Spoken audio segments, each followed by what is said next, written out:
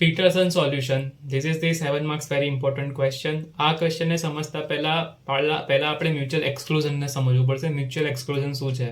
તમને આ એક ટ્રેનનો ટ્રેક દેખાય છે, ત્યાં એક ટ્રેન જે આવી રહી છે, ઓકે, તો આની માટે થઈને પાછળથી આવતી ટ્રેનને આપણે ઊભું રાખવી જરૂરી રહેશે. બંને ટ્રેન સેમ ટ્રેક પર નહીં ચાલી શકે.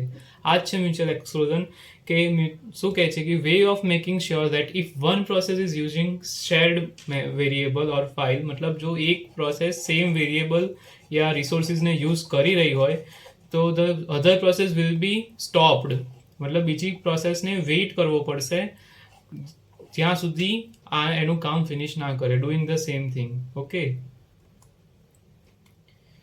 Mutual exclusion with busy waiting, આ જે મિકેનિઝમ છે એને કયા કયા એલ્ગોરિધમની મદદથી સોલ્વ કરી શકાય છે? તો hardware approach, software approach, okay, એ છે disabling interrupts, shared lock variable, strict alternation, TSL, exchange instruction, Dekker's solution, Peterson solution. So mainly આજે હું પીટરસન સોલ્યુશન ઉપર ડાયરેક્ટલી ડિસ્કસ કરીશ. ઓકે, એક વાત કે રિયલ લાઈફ એક્ઝામ્પલ કે જ્યાં મ્યુચ્યુઅલ એક્સક્લુઝન જે આપણને નજરે જોવા મળતું હોય, તો તમે અગર કોઈ હોસ્પિટલમાં યા ક્લિનિકમાં જાઓ તો અગર તમે ડૉક્ટર ફ્રી હશે તો તમે ડાયરેક્ટલી એની જોડે વિઝિટ કરી લેશો, રાઈટ?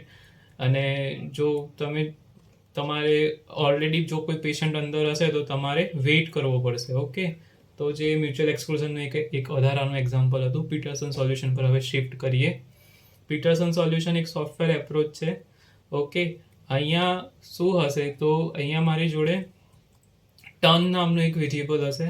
ટર્નનો પર્પઝ શું છે કે મારે પહેલાં પ્રોસેસ 1ને પ્રાયોરિટી આપી દો તો એને ટર્ન કરતો રહે 0 અને 1ના ફોર્મમાં. ટર્નનો યુઝ કરીશ અને એને 0 અને 1ના ફોર્મમાં ચેન્જ કરતો રહીશ, જેનાથી હું પ્રોસેસીસને પ્રાયોરિટી આપીને પહેલાં એક પ્રોસેસ આવી અને ફિનિશ થઈ ગઈ તો એનો 0 નંબર અસાઇન હતો તો હું ચેન્જ કરીને 1 કરીશ તો એના લીધે બીજી પ્રોસેસ રન થશે. Okay, void enter region int other is equal to 1 minus process. અહીંયા પ્રોસેસ P0 ને P1 ઇનિશિયલી 0 ની કન્ડિશન પર હતા, રાઈટ? અધર નામનો આ જે વેરિયેબલ છે 1 માઇનસ પ્રોસેસ, એની જે વેલ્યુ છે